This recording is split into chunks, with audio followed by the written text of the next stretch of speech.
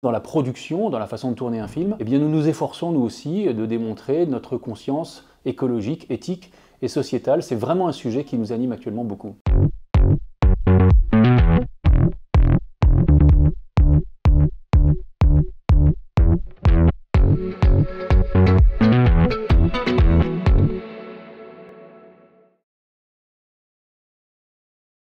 Le digital a très fortement progressé, en progression plus forte que tous les canaux de diffusion, et bien sûr la performance et la data, mais également tout ce qui concerne le conversationnel et l'influence a énormément progressé. On a vu beaucoup de campagnes, on a vu émerger, on a vu continuer d'émerger beaucoup d'influenceurs.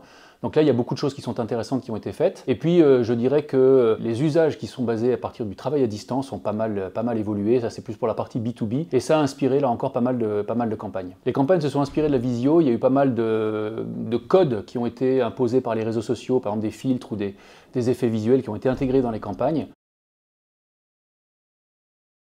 La société a beaucoup évolué en 2020-2021 et les agences, évidemment, sont invitées à accompagner et même à préempter, à anticiper le mouvement. De ce point de vue-là, elles doivent être exemplaires également dans leur processus, dans leur méthodo, dans leur façon de travailler. Il y a une énorme prise de conscience au sein des agences, on en discute beaucoup au sein du syndicat, la ACC, et beaucoup d'agences ont pris des engagements RSE, par exemple. Et je dirais même dans la production, dans la façon de tourner un film, eh bien nous nous efforçons, nous aussi, de démontrer notre conscience écologique, éthique et sociétale. C'est vraiment un sujet qui nous anime actuellement beaucoup. Il faut que ça reste des démarches qui sont authentiques et qui ne servent pas de prétexte ou de label ou de devanture. Mais c'est vrai qu'il y a, et notamment dans la plus jeune génération, un appel fort et une adhésion plus forte auprès des dirigeants qui s'engagent dans cette voie, bien sûr.